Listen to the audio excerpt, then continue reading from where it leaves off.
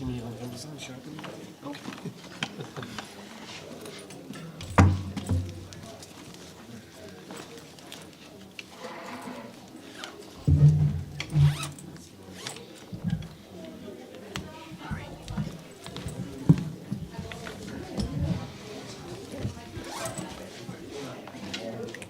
Our flag is gone. Excellent. What flag?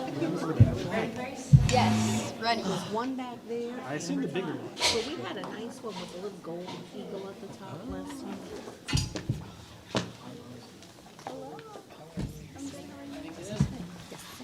No?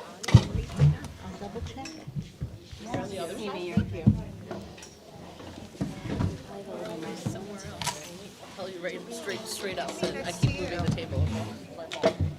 She moves. I take full responsibility. Patriotic. Thank you, Christopher. It's there. It's right over there. I found it. I The looked back. first. You see it? I forgot there was a meeting. Oh, I looked on the thingamabob. Quigs, what? Thank you for your service. Really? Yeah. Everybody else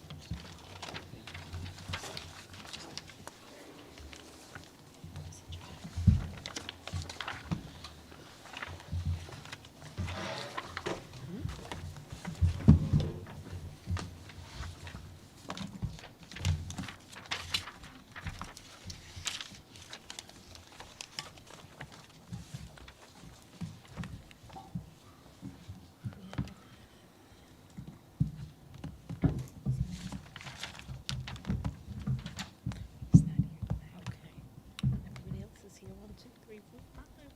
All ready now? Okay.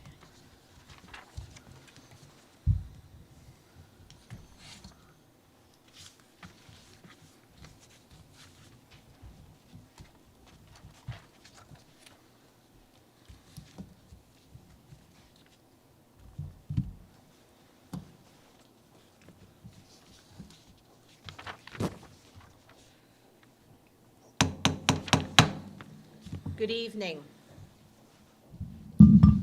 Welcome to the Scotch Plains Fanwood Board of Education. This is a regular public meeting. Today is Thursday, November 21st, 2024. Mr. Jones, will you please call the roll?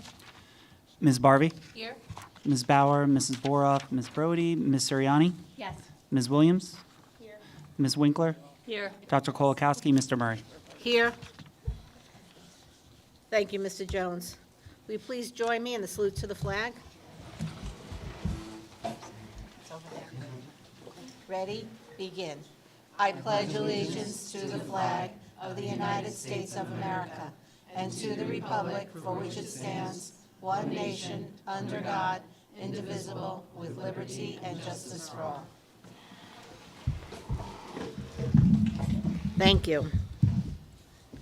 We just came out of executive session, and in executive session, we discussed personnel report, the HIB report, the suspension and detention report, and the legal status update.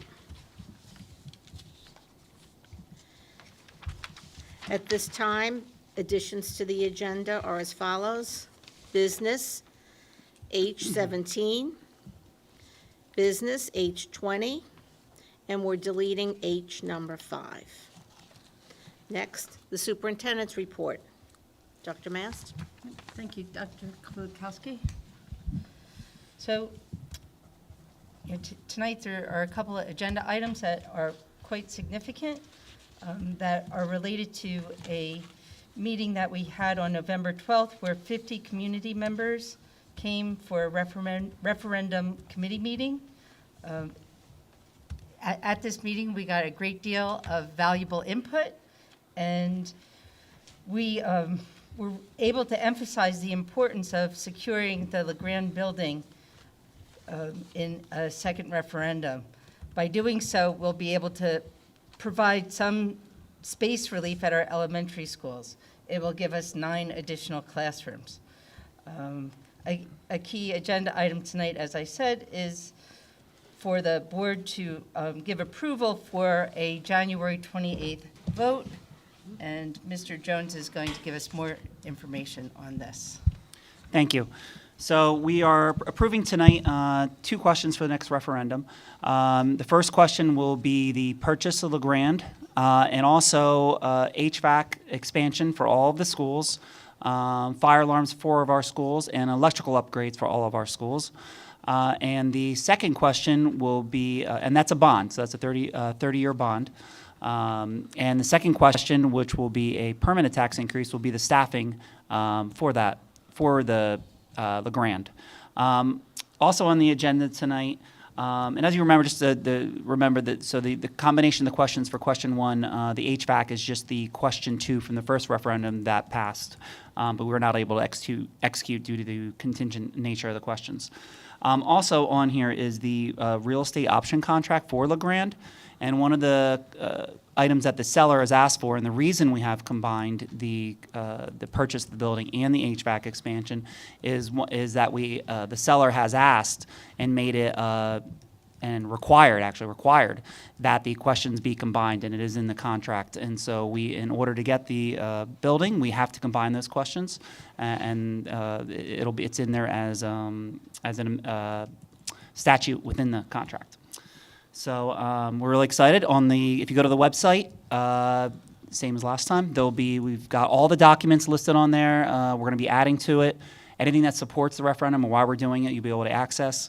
In addition, we'll be having some public forums, and that's on the website. We'll be sending out a mailing soon. You'll receive that before the first public forums, and we're really excited about that. And that'll be a different format than we had before. This one will be, I don't know if it'd be more open mic would be a way to say it, but we'll be open dialogue, and it'll be similar when we did just to reference what Dr. Mass said at the future planning group that put together of 50 community members. We answered questions for almost 2 hours. So we stayed until all questions were done. So we plan to do that in these open forums. So looking forward to it. I think we're excited to roll this out and ready to approve this tonight. Thank you, Mr. Jones. Mr. Jones, did you have any more report for the business? Nope, that's it for now. I'll go to all the agenda items when it comes up for vote. Okay, thank you. And thank you, Dr. Mast. Board President's announcement. The New Jersey Open Public Meeting Law was enacted to ensure the right of the public to have advance notice of and to attend meetings of public bodies at which any business affecting their interests was discussed or acted upon. In accordance with the provisions of this act, the Scotch Plains Fanwood Board of Education has caused notice of this meeting to be published and have the date, time, and place thereof posted at the Board of Education offices located at 313 South Avenue, Fanwood. Such notice was also provided in written notice and forwarded to the Union County Hawk, the Star Ledger, the Township Clerk of Scotch Plains, and the Borough Clerk of Fanwood in the annual notice of regularly scheduled meetings as adopted April 25th, 2024, and revised August 27th, 2024. Next, we'll have the student representative report. Hi, I'm Grace. I'm the junior Board of Ed representative, and I'm here to give the student report. So far, the first marking period has just ended, and the second one has started this week, which offers a fresh start to students. As well as our fall play, Mac, our senior representative, is at his final dress rehearsal right now, but he wants everyone to come and see the show this weekend, Game of Tiaras. It's Disney meets Game of Thrones, so come by at either Friday at 7, Saturday at 2, and 7 as well on Saturday. Homecoming was a few weeks ago, and we had our homecoming dance. This is the second year so far where we've been doing it at the high school, and it was successful. Despite to the loss at Summit at the actual football game, spectators in all pink enjoyed the game and Spirit Week at school. Our soccer team, Scotch Plains, is recognized as a soccer town, and even against rivals Westfield, we won 2-1, 3-0, and spectators were so excited that the fence was knocked down twice. Our boys soccer team has built up some of the best players this season, and everyone is so excited for the final this Sunday. We've also had another successful marching band season, and as well as a new program at our school has been implemented, not in our school, it's called. Over 20 people attended this meeting, and it encourages school unity and identifies issues within our school and how to solve them, as well as ID scanning, where kids have been accustomed to scanning in for attendance, as well as it helps people to remind time and take care of time management. And winter sport tryouts are starting up again next week, or have already begun. Thank you. Thank you, Grace. Next, we'll have our recognition and instructional updates.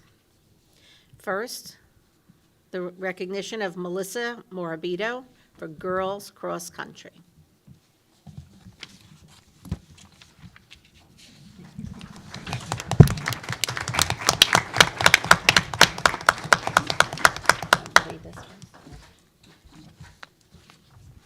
Thank you.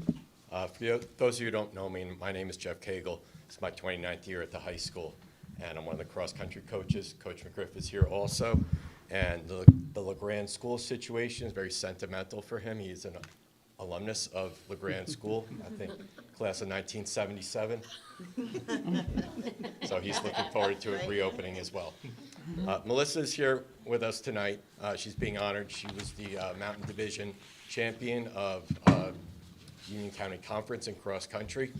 So in most other sports, just goes by your record over the whole season. We have a championship meet, so you have to be on that day.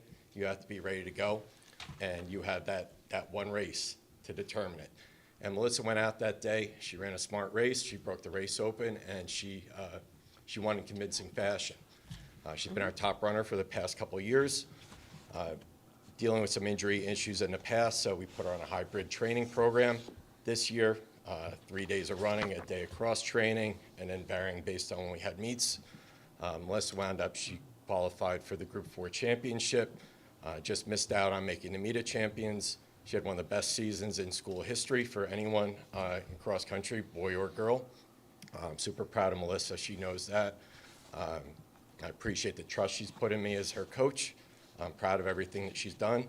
Melissa's going to be going on and competing in college. We're just not sure where yet. We have 2 more seasons, so hopefully we make the best of those. Very proud of Melissa. We'll obviously going to miss her when she's gone, but we'll still be here when she needs us. Thank you. Thank you.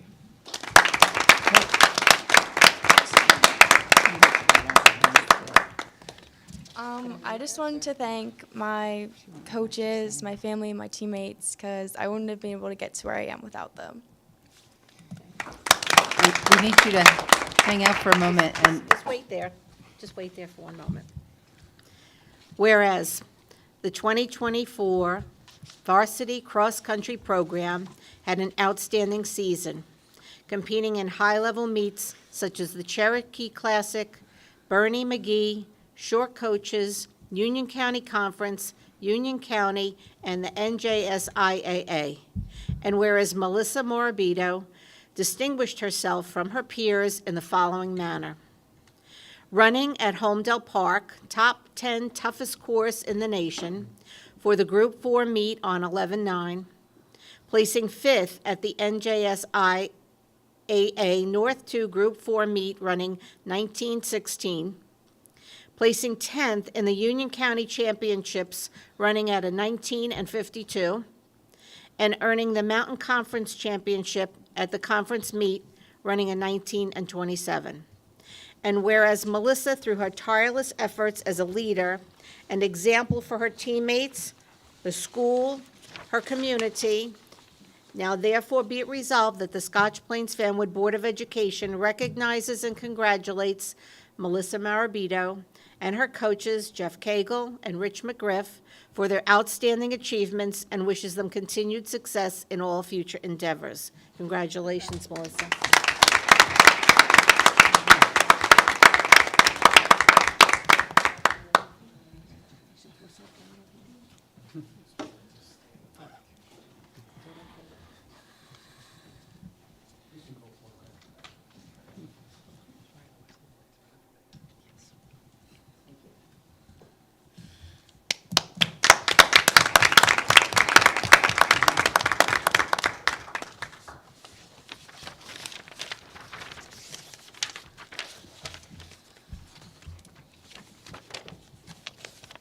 And next will be the recognition of Mrs. Emily Litz. Mrs. Litz, come right up.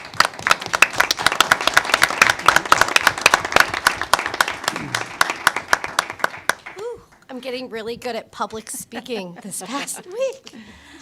So Emily, before you start, you have really brought to the Yeah. gymnasium of Nettingham, like the most exciting surprise ever. Like, I have never Yes. seen anything like it. Me neither. In my career. So thank you for bringing that honor and that Absolutely. experience to all of us. Yes, And- it was a surprise of a lifetime. Something I'm never going to forget. Also, just the students since Thursday. It's just so funny. They all keep coming in.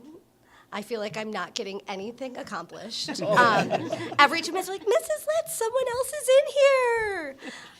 I received so many emails from parents 10 years ago, my first year of teaching, and just the words of gratitude were so kind. But I have to thank Scotch Plains Fanwood Schools because I've been here since I graduated college. Lisa Rabinvis hired me. I met my husband through this job. My life has literally been changed by Scotch Plains Fanwood. And I've met all of my friends that are here who all came tonight to support me, which is just so nice. It is a team effort as a teacher. It is not just me putting forth all the effort. The administration, Dr. Dumarask, who couldn't be here tonight, but did reach out to me, and she felt so bad, and I was like, please, your job is already as hard enough as it should be. And the celebration last week, I told her, was more than enough. But I just have to say, I'm super grateful, and I think the biggest thing I've gotten out of this is truly telling all the students how much teachers need to be recognized now. Now that I've had such a large recognition, I think every teacher deserves to hear it as much as they can. So I just want to say thank you. So, Stay there. yep, yeah. Not moving. Whereas Emily Litz, a fifth grade teacher at Nettingham Middle School, was named the 2024-2025 recipient of the Milken Educator Award. This award is given to outstanding teachers in recognition of their important work, ensuring a bright future for every student. And whereas the Milken Educator Award honors top educators around the country with a check for $25,000 to use however they wish, no strings attached, at a surprise ceremony. And whereas Mrs. Litz decided to become a teacher at a very young age, inspired by her own third grade teacher who made her love going to school and her desire to make each child feel like they are part of her family. And whereas Mrs. Litz engages her students by sprinkling them with glitter for good luck before testing and transforming her classroom into a wilderness, complete with a quote-unquote campfire, where students share their writing pieces. And whereas Mrs. Litz uses hands-on inquiry-based science lessons with an emphasis on real-world skills that develop students' critical thinking and scientific skills. And whereas Mrs. Litz math lessons encourage students to reflect on why behind their use of mathematical strategies to solve problems, while she constantly adjusts her lessons in real time based on student feedback and understanding. And whereas Mrs. Litz serves as a model of leadership and collaboration for her colleagues by volunteering to share her knowledge about special education inclusive teaching practices and mentoring fellow educators, contributing to the development of curriculum and pacing guidelines, and implementing new programs. Whereas Mrs. Litz is the first ever Scotch Plains Fanwood Milken Educator Award recipient and the only New Jersey honoree this year. Now therefore be it resolved that the Scotch Plains Fanwood Board of Education recognizes and commends Emily Litz for receiving the 2024-2025 Milken Educator Award and extends their best wishes for her continued success. Congratulations, Ms. Litz. If all of Emily's Nottingham colleagues can come up. Ms. Litz? Yeah. And Ron, could you come up for a photo? And all of the Nottingham folks who came out tonight. Does Robin have this? Where did Robin go? Yes, on the photographer tonight.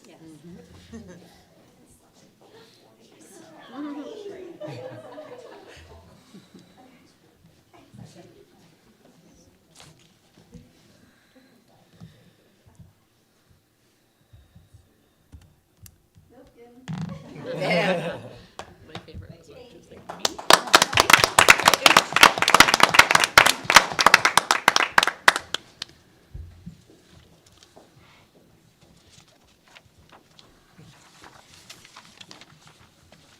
Thank you for all coming out, especially in this weather. Okay, next we'll move on to our first public comment. In accordance with the Scotch Plains Fanwood Board of Education bylaws. Before we go on, if people are ready to leave, if they're not here for other reasons, this would be a good time. You're welcome to stay, yeah. Nothing personal. We could have had a big audience.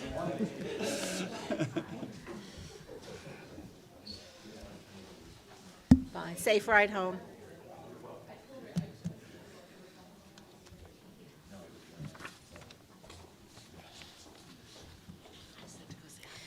In accordance with the Scotch Plains Fanwood Board of Education Public School Bylaws 0164 and 0165, this meeting will be open for 15 minutes for public comments. Maximum 3 minutes per speaker. Speakers addressing superintendent items, business functions, and other board business will be heard first. If time remains, speakers may address other matters. Speakers, please come up to the podium, state your full name and the town in which you reside. Please note, boards use the public comment period as an opportunity to listen to citizen concerns, but not debate issues or enter into question and answer sessions or cross-examination between the public and the individual board members. Be aware that not all issues brought before the board at this meeting may be resolved this evening. The board may respond to public comment by seeking additional information or by delegating the authority to investigate the issue to the superintendent or her designee. So if you'd like to make a public comment, please come up to the podium at this time.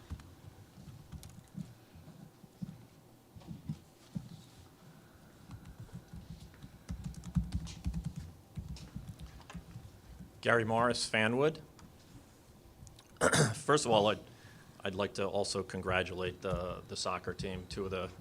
Happened to go to the two of the best games I've ever seen in my life. Watching them beat Westfield 3-0. I don't think I've ever seen that happen. They're always one-goal games. So, but the interesting thing was there was a few kids from Westfield who were saying, "F Scotch Plains." I'm not going to say you know what I'm saying. And I was thinking to myself, I'm from Fanwood. That just goes right over my head. I had no issue with that. And I'm like, that's great. Fanwood has no issue with Westfield. Apparently they have a big issue with Scotch Plains, but I just thought I'd relay that message. Anyway, I'd like to talk again about the paraprofessionals, and I think it's very appropriate that we just saw that teacher get honored. One of the most wonderful ceremonies I've ever seen in my life, and the fact that I have a daughter named Emily too, it was a beautiful thing to see that happening, a total surprise.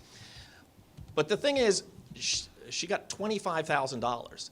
That's more than our paraprofessionals make in a year. In a year. And we really need to care for these people. They're taking care of some of the most vulnerable kids in our district. And it is extremely important that we take care of them. I noticed that it's $125 a day for a substitute teacher. It's $100 per day for a paraprofessional. Look at that ratio. Doing the math, technically, if you take a $22,000 salary and multiply it by 125 over 100, you would have teachers making an average of $27,000 a year. Does that make sense? Would a teacher actually teach here for that? Of course not. It doesn't make sense. We need to pay these people what they're worth. The second thing is, what's shocking to me is they're actually represented by a union. Do they know they can drop out of that union and make another $500 a year? This is crazy that they're paying a union that allows them to be underpaid.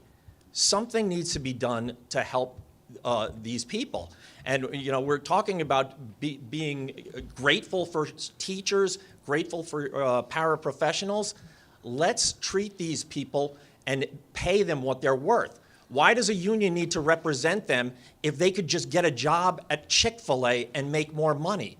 These people are some of the most special people in my life are paraprofessionals. Let's treat them properly. Thank you. Thank you for your comments, Mr. Morris. Is there anybody else here that would like to make a public comment? Seeing no one, I'll close this portion of the meeting and we'll move on to the additional reports. Letters to the board. 2 emails were received by the board and were sent to the appropriate administrator for a response. Committee reports. Are there any reports from a committee at this time? Ms. Williams? Thank you, Dr. Kulkowski. Good evening, everyone. So Facilities Committee met on Monday, and just to give a high-level overview, we had a presentation by Buildings and Ground, and Nick Cruti presented and provided us updates on capital projects, including the Nottingham fire alarm, the high school stairwell, Evergreen School, and the high school electrical. We also talked about health and safety items are of focus and will be prioritized as to what is on the long-range plan. We talked about, he also said that we have hired a new HVAC person, and he will make a great addition to the team. And as always, a lot of our projects that were worked on during the summer are done in-house, which is something really kind of amazing. And also talked about purchasing 3 pickup trucks with utility cabs and with including plows. We do not have a next meeting set, but we'll be meeting probably in the next couple months. I also have a wellness and equity report. Oh, go right ahead. You can do the other report. Okay, thank you. The Wellness Equity Committee met this week also, and we had a nice presentation by Dr. Sasha Slocum, who's the principal at McGinn, and Dr. Warren Hines, who's the principal at SPF. The agenda items we talked about were the Nurtured Heart, which is a program where creating healthy relationships in our life and focusing on controlling ourselves and not others is the primary philosophy. There's a grant that will be used for training, and currently the program is in McGinn and Coles, but will continue to grow. And then we had a nice presentation by Dr. Hines, who was currently at their soccer game, but he stepped away for a few minutes. They won, as we all know, and talked about the Not in Our School Against Bullying and Hate, and that program is run by a nonprofit media company, but that's a program that we'll talk more about, and it's called Not in Our Schools. And it's developed because, of course, the strong need, and their first meeting is December 4th. And we did have a lot of student, staff, and community members were invited, and there's a lot of interest. So excited to see where we'll go with that. And our next meeting is also to be determined. Thank you. Thank you, Mrs. Williams. You're welcome. Oh, Ms. Soriani, go right ahead. Yes. Okay. I have a short curriculum committee report, and these items are on the agenda tonight for board approval. There's one additional course offering and changes to course titles. So the additional course is at the high school, and it is Ceramics 2. Ceramics 1 was such a popular course that students petitioned to add a Ceramics 2 course in the art department. So the students' voice was heard. And so Ceramics 2, obviously Ceramics 1 is a prerequisite, and then students will be able to take Ceramics 2, which will involve more intricate projects and integrating ideas from ceramics around the world. So that is on the agenda tonight for approval, and that would be for the 2025-26 school year. There are a few changes to course titles, 2 changes to music courses in order to encompass more inclusive student population. So the men's choir is now again, this needs to be voted on, but will be called Fortis Quorum. Dr. McGarry, strong chorus. Yes. Okay. Yes. And Virtuoso Voices is proposed for the formerly, the group formerly known as Las Cantadores. And again, those are more inclusive course titles.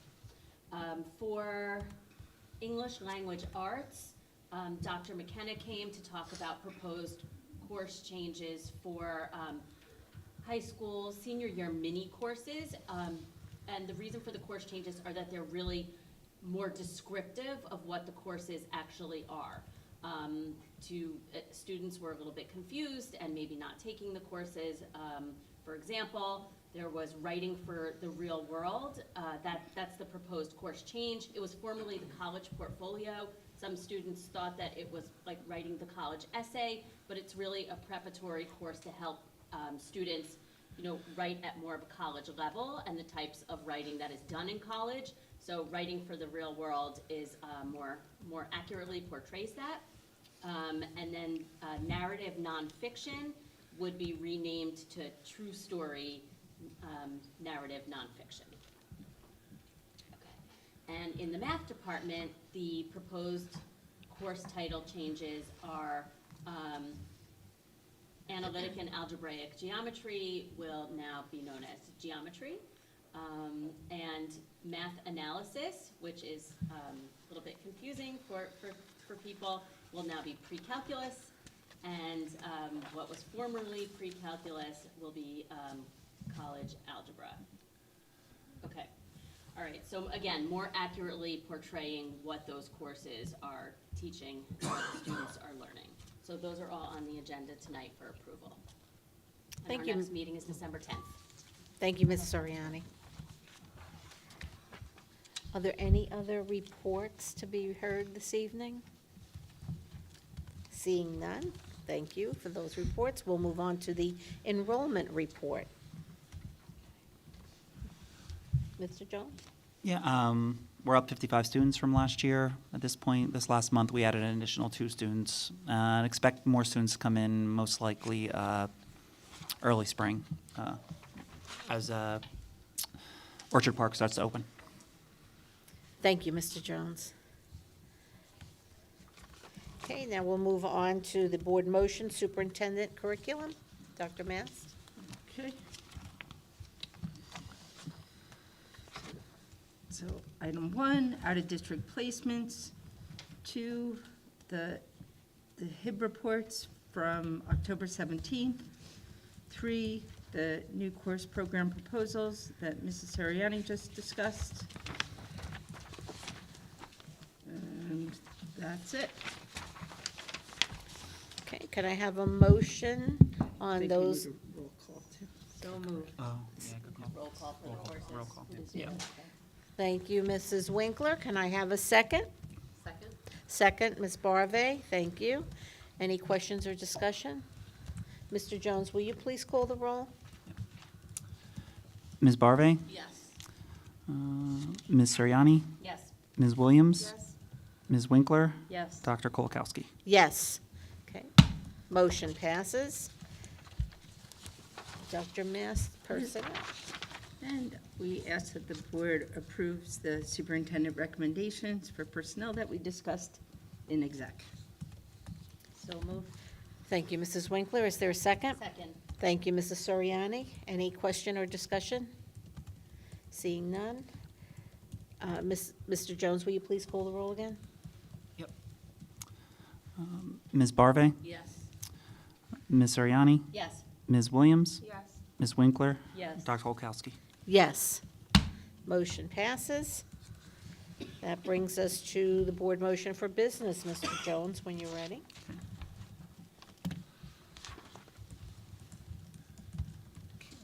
Number 1 is staff training. Number 2, related services. Number 3, non-public spending plans. These are just, these are a pass-through. Union County VOTEC manages this, and we pay them a fee to manage this program. 4 is our tentative budget. 5, we are taking out, the reason we're taking out, this will be voted on in the referendum, and we were just preparing the proposal so we could get it out, so if the referendum passes, whether it passes or fails, we're doing this project, so we put it on here, but then we came up with a plan that if something were to happen with some of the electrical, we would know we have a plan to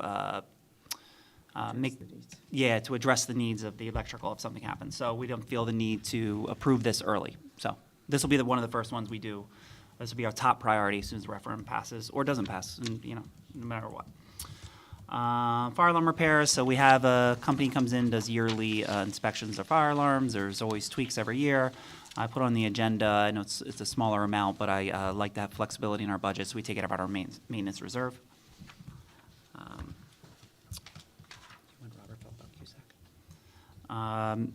Number 7, CUSAC, I'll defer to Dr. McGarry to discuss briefly, if you don't mind.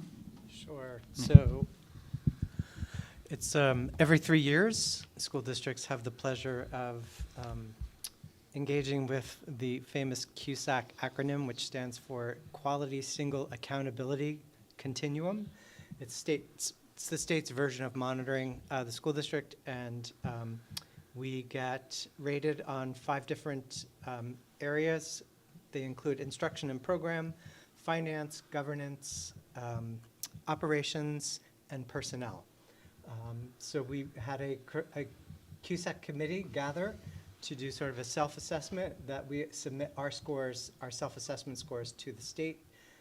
And then the state will visit us sometime after January to go through and assign scores that they see evidence for when they visit us. So that's what's happening. And the motion tonight is to submit our self-assessment.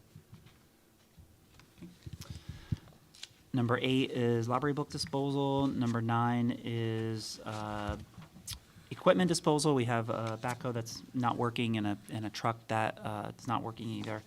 The truck will most likely, when we're taking it to a salvage yard, we'll get some funds out of that.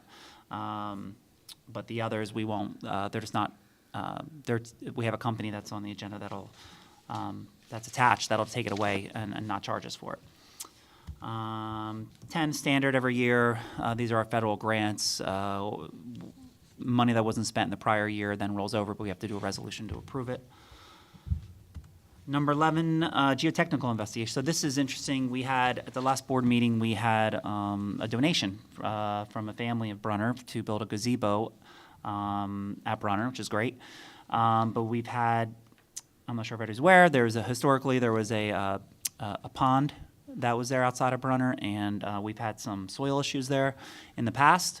So this is to approve the geotechnical investigation to make sure that if we install the gazebo, which is fairly large, that we don't have any issues with it. So this is on here for us to approve because this will be valid information for us for any future planning near Brunner. So I think it's appropriate to put on the agenda. Number 12, McKinney-Vento. So McKinney-Vento is, it's the name of legislation for homeless students. And so this is for students that are homeless but are attending our district. And after a year, we can charge the home district of the students the tuition. So this is just approving that tuition. Think of it as similar to when we do approve out-of-district placements. 13 is our theater vendor. 14 is collection agency, past due lunch. We talked about it in our finance committee meeting this week. 15 is, and 14 also relates to a policy we approved a couple months ago. 15 is the real estate option contract I mentioned. 16 and 17 are the questions that we're approving for the referendum. 18 is the election costs. Just a quick note on that. These are estimates on here. For the first referendum, the estimate was 119. Just got the invoice, and it come about 80,000, so a little bit less, so I expect it to be less again. Referendum planning services for Laura Bishop's team. Number 20 is CUSAC report to help us with our human resources group. And 21 to 24 are standard monthly reports. Fire drills 21, 22 financial reports, 23 disbursements, and 24 is paying the bills. Thank you, Mr. Jones. Can I have a motion to accept the business items Mr. Jones just went through? So moved. Thank you, Ms. Soriani. Is there a second? Second. Thank you, Ms. Barve. Is there any question or discussion? Seeing none, all those in favor? This will have to be a roll call because of the CUSAC. Excuse me, thank Oh, you yep. for correction. Mr. Jones, will you please call the roll then? Yep. Ms. Barve? Yes. Ms. Soriani? Yes. Ms. Williams? Yes. Ms. Winkler? Yes. Dr. Kolakowski? Yes. Motion passes. Thank you, Mr. Jones. Thank you.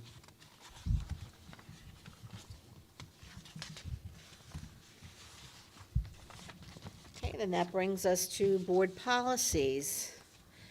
Mrs. Winkler? At this time, I would like to move that we approve second and final reading for the following policies that I reported out on at our last month's meeting. Policy 0141, board member number and term. Policy 2200, curriculum content. Policy 3160, physical examination. Policy 4160, also on physical examination. Policy 5337, service animals. Policy 5350, student suicide prevention. Policy 8420, emergency and crisis situations. Policy 5467, firearms and weapons. And policy 9181, volunteer athletic coaches and co-curricular activity. Okay, Mrs. Winkler has made the motion. Is there a second? Second. Thank you, Mrs. Williams. Any question or discussion?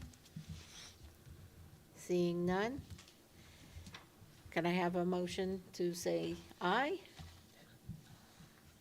All those in favor? Aye. Any opposed? Motion carries. Very good. Thank you, Mrs. Winkler. Next is the board motion for minutes. Quick note on the minutes, quickly. Two small changes. In the minutes, it has P7231 as abolishing it, but we don't have it, so we don't need to abolish it. So I'll make that change. And then on the other board business, I put on there Union County ESC update, but it was actually Union County School Boards Association.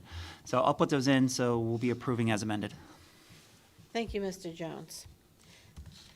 So for the approval of minutes, as amended by Mr. Jones, can I have a motion to accept the October 17th minutes?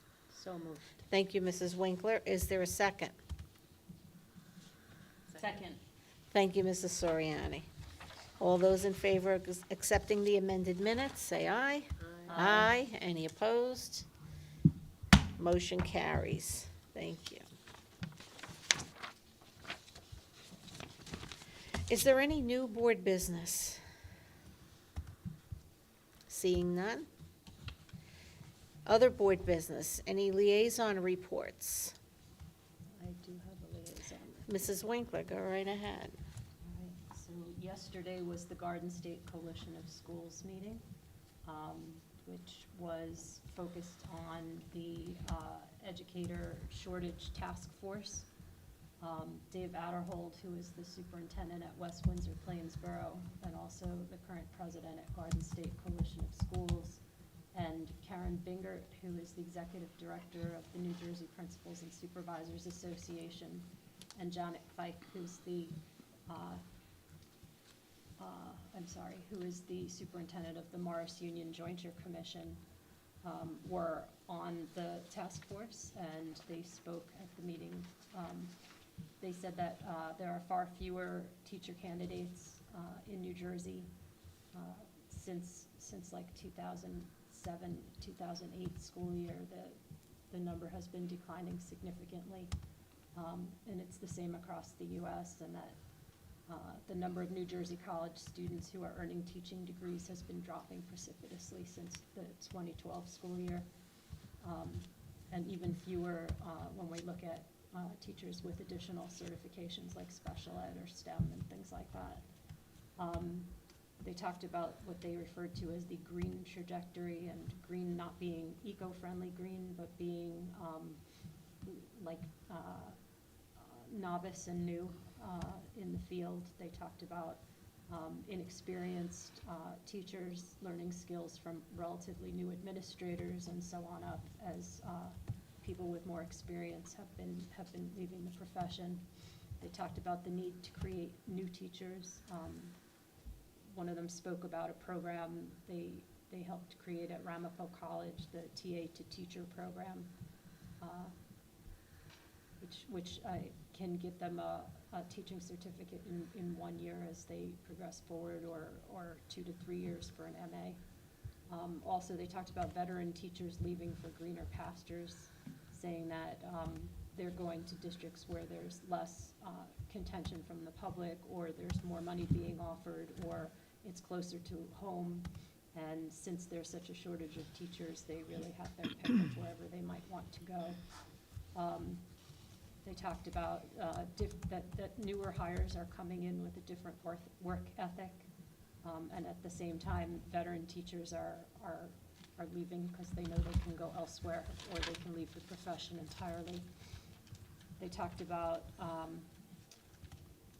the number of education majors dropping significantly since the pandemic.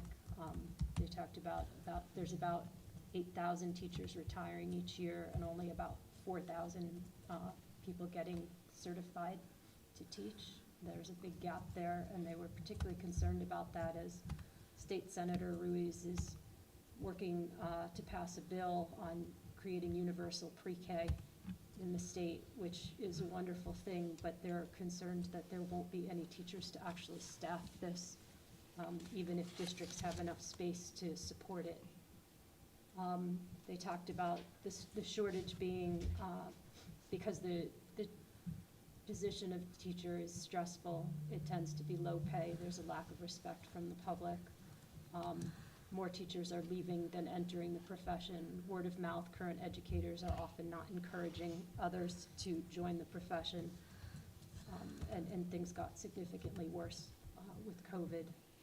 They talked about the task force report came out with 31 recommendations for things to do, but they were concerned that once the report came out, the task force was disbanded and that there's no continued work that they're doing on this. Assemblywoman Lampett and her assistant Chris Nelson put out a whole slew of bills to address some of these 31 recommendations. And the bills were approved by the Assembly, but they were never voted on by the Senate, so nothing's really moving forward at this time. Also at the meeting, they talked about the New Jersey First Act, which has been a deterrent to applicants from Pennsylvania and New York becoming teachers here, because it's an extra hurdle that they have to pass over. That you can get exemptions from the New Jersey First Act to hire people from out of state, but it's like another hurdle in the process. They talked about using paid student teaching as a model and giving scholarship money like stipends for student teachers to come, and that they worked with the universities so that that wouldn't affect financial aid for those students. This is, the paid student teaching model is something that Dave Adderhold talked about West Windsor Plainsboro doing. He said they also have set up like fake interviews, application process, all of this in order to help train these student teachers in things that they'll need to do once they get their certifications. One of them talked about exit interviews, not just exit interviews for teachers who are leaving our district or districts or the profession, but also stay interviews to ask staff why they stay and value their opinions. At the end of the presentation, Betsy talked about S3910, which is the legislation I mentioned earlier that Senator Ruiz is trying to pass for full-day pre-K. Every district, if this passes, is supposed to have a plan to the Department of Education by July for how they're going to move forward with full-day pre-K. She also mentioned that Senator Gopal has a funding bill that they're still looking at. She thinks that some of it is probably pretty positive and some of it may have some negative consequences, so they're looking at that and trying to decide how to approach him about it. Also, she said that she met with the Department of Education to discuss CUSAC and new metrics for INP, and that districts that are going through CUSAC now can apply for waivers to use the new metrics now. So that may apply to us directly, so we should keep that in mind. And that's the end of my report. Wow, thank you, Mrs. Winkler, it's very informative. Are there any other liaison reports? No, okay. Then we'll move on to workshops, some workshop reports. I'm sure everybody that went to workshop submitted their paperwork and their reports. Thank you, it was great to be there, it was nice to see everyone. Learned a lot. Board motion resolutions, there are no resolutions. Second public comment. In accordance with the Scotch Plains Fanwood Public School Bylaw 0164-0165. The meeting will be opened again for 15 minutes for public comments, maximum 3 minutes per speaker. Speakers addressing superintendent items, business functions, and other board business will be heard first. If time remains, speakers may address other matters. Speakers, please come to the podium, state your full name and the town in which you reside. Please note the board uses public comment as a period of opportunity to listen to citizen concerns, but not debate issues or enter into a question-answer session or a cross-examination between the public and individual members. Be aware that not all issues brought forth this evening will be resolved at this meeting. Boards may respond to public comment by seeking additional information or delegating authority to investigate an issue to the superintendent or her designee. So if you'd like to make a comment, please come to the podium at this time, state your name and the town in which you reside.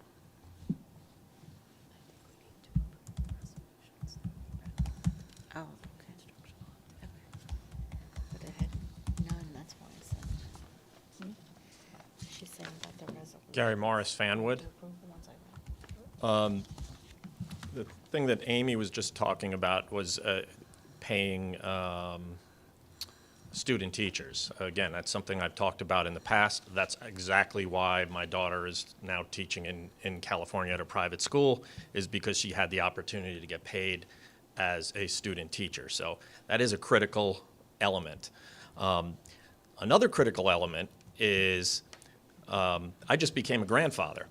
And the sad thing is that I have to travel to Texas to visit my grandchild, because of the taxes and the expenses in this area. So again, we've got to do whatever we can to find a way to cut expenses. Certainly going to full-day pre-K or universal pre-K will be a financial disaster for our community, because we're not going to get help building anything. Another thing I noticed and this I found to be deceptive the first time we did the bond proposal, There's a line in here about 40% of the annual debt service due with respect to the final eligible costs of the projects.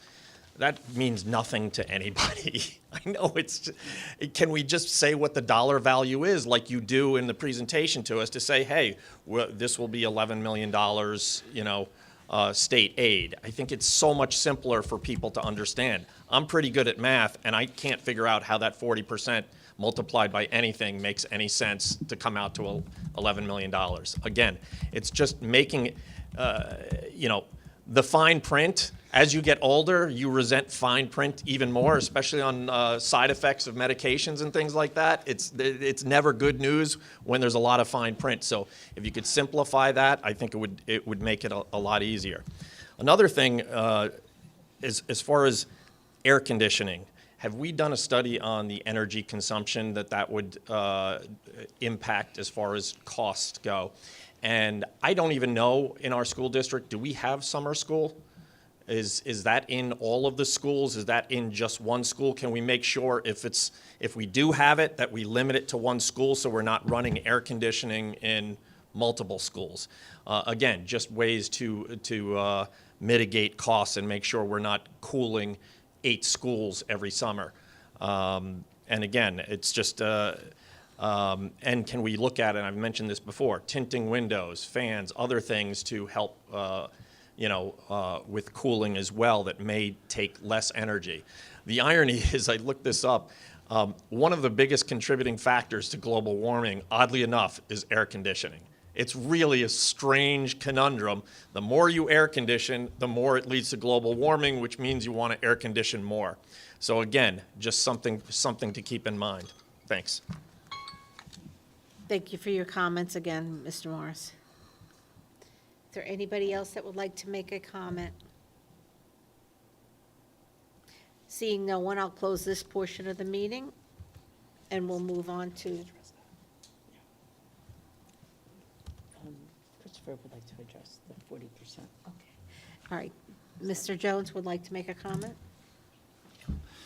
Thank you. I just want to address Mr. Morris's comments on the question. So, this question's, I agree, this question is confusing. Our bond attorney puts together the language that's statutorily required by the state. Yeah, it says 40%. We will not get 40%, which is annoying. Yeah, so, yeah, it really is, because the way that works with the state is they say we're going to give you up to 40%, but then they only fund it 34%. So it's like, I don't know why they do that. I can't speak to that, but so it looks very deceiving when you're telling everybody we're getting 34%, and then on the question it says 40%. So it's difficult, and it points to the importance of our communication and having these open forums and continue to have open dialogue, and people coming to meetings asking questions, community members to email us. Every time I call someone, we have that future at spf.k12.org email address. We email or call everybody if the question's very in-depth, and I'm surprised every time we do call somebody, like, wow, I'm surprised you called or got back to me. But we do. We get back to every single one. So, yeah, just wanted to make sure I address that. Thank you, Mr. Jones.